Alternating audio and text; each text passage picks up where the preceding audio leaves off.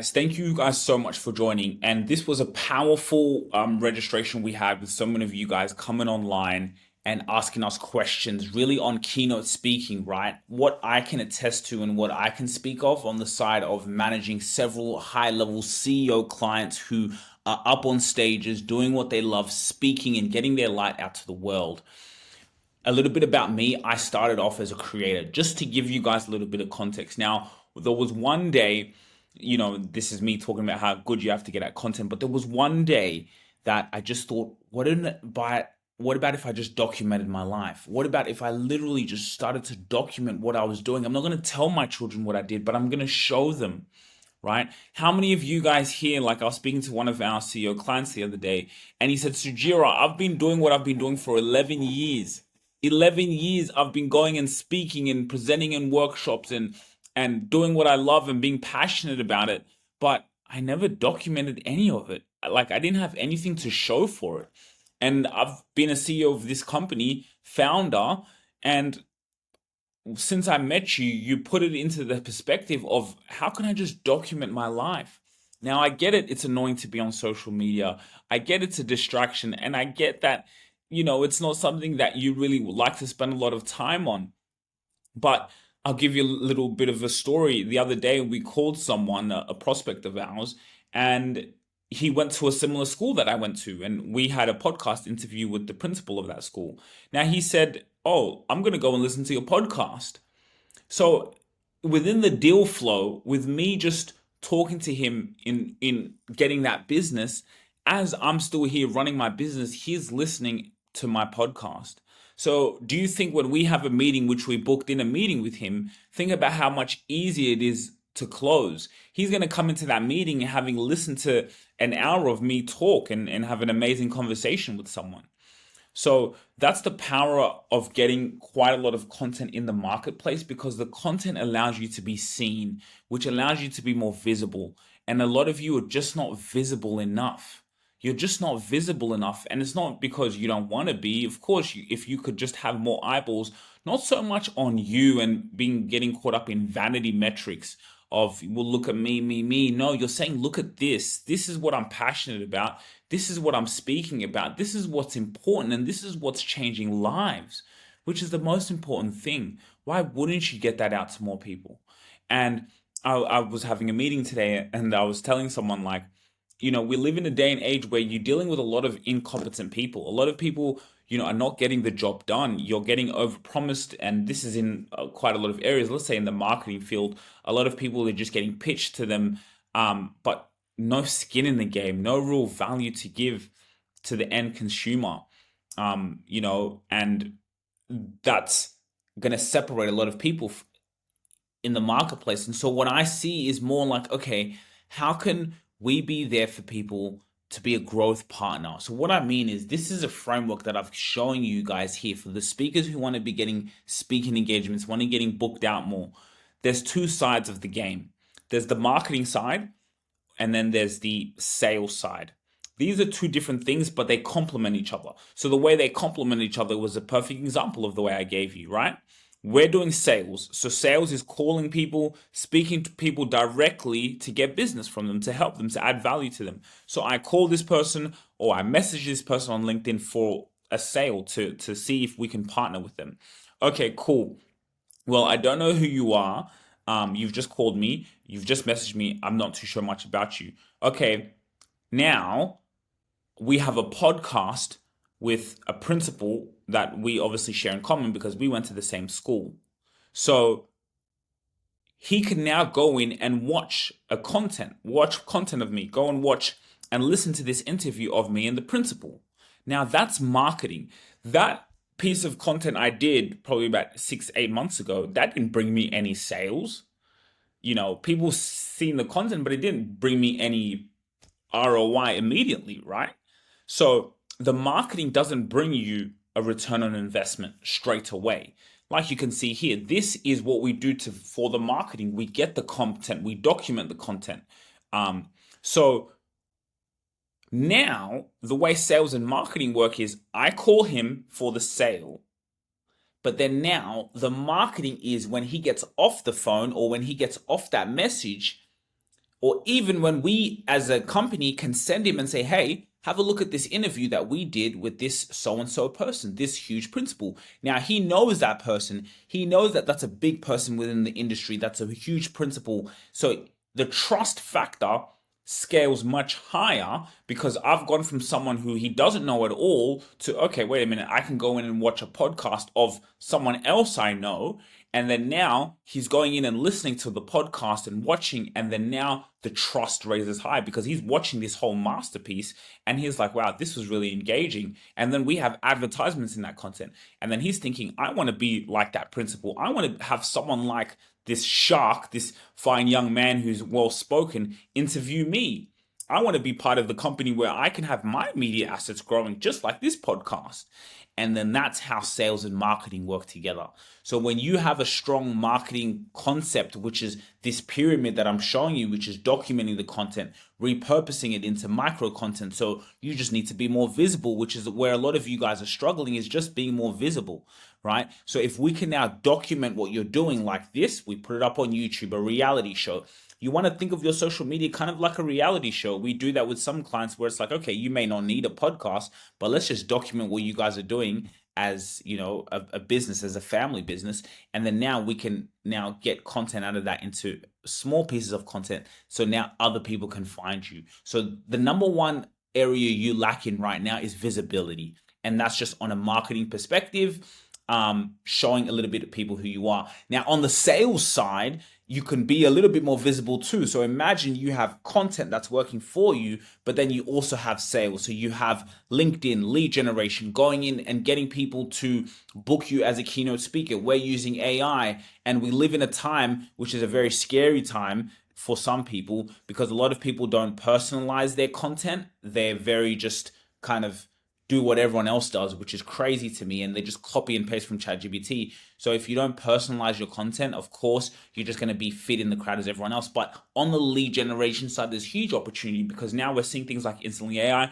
We have AI agents that now can go in and find our ideal customer profile, whether that's an event manager for some of you guys who are speakers in this and who are speaking, who want to get more speaking gigs. Now you have that ability with a powerful system behind you, a growth partner behind you, to get more speaking engagements, because it's just a numbers game. If we contact 100 people every day, 100 emails, powerful, personal, you're looking for a powerful speaker to come in and influence, something that doesn't look AI generated, but that's personal, that has a follow-up sequence. And then we're just hitting as many conferences, as many people as we can. Numbers game. You hit 1,000 people a month, 1,000 people. Okay, out of 10% of that, you get 100 people. Out of that 100 people, you can get 20 calls or 20 meetings booked in. Out of those 20 meetings booked in, you convert 10, or let's say even lower, you can convert 3 on high ticket services. Then it's a money play. That's a big. Now 3 conversions for you in a month is huge, right? Compared to what you're already doing. So that's really the model of sales and marketing, and how you can use both of these tools together in a way that's powerful. So on the marketing side, which is where we come in terms of the podcast and the content and the creativity, okay, how could we appeal to your customers' pain points?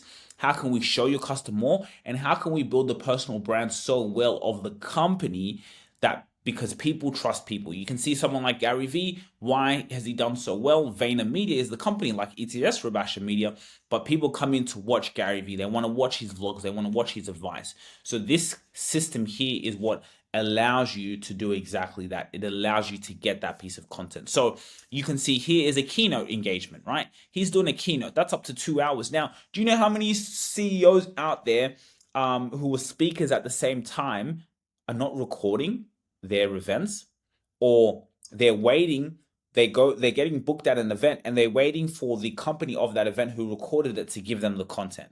Now, I don't know about you guys, but for me, I'm a shark. I'm very sharp. So everywhere we go, we bring our own cameras because we don't have time to wait for people. People take time. Again, I talked about it at the start of this. A lot of people are incompetent. So for us and our speakers and the CEOs that we work with, every recording and keynote that they have, we are there because we need to capture that content, because as soon as that keynote speak finishes, we're already in production to get that out as quick as possible.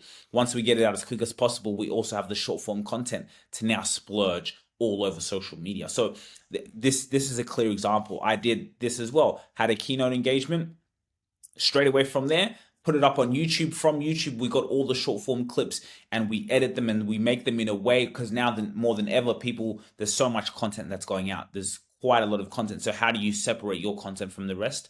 Well, by being unique, by hooking them in on the first 3 seconds, by really having that piece of legacy. How do you want you yourself to be remembered when it's all said and done? What I'm giving you, this blueprint on the marketing side of things, just showing more who you are, marketing alone, which it talk about again, helps sales. We also look at marketing as not just marketing, but as legacy. This content, this distribution, this putting it as your pillar content out there, your keynote engagement that went for an hour, your keynote engagement that went for 20 minutes, that keynote engagement that you have out that, let's say, we put on the YouTube channel, that's a piece of legacy. How do you want to be remembered? How do you want to make people feel? So we see marketing also as not just marketing as a function in our business that we have to do or that we do for our clients. We see it as legacy. How do you want to be remembered by? And that legacy, which is great because it's also marketing, that legacy piece of content of me teaching and speaking, well, that's going to bring money through the door in many forms of ways. It's going to bring money through the door because it's adding value to people. Again, I talked about it on the sales side. When we do sales, when I cold call people, when we message people, when we go in and see who we can add value to, all they got to do is go and Google us, because that's what's going to come up. If we email you, my email signature's there. Then you can go in and Google me. And when you Google me, there's just so much content. The trust factor scales, just like I gave you that example before.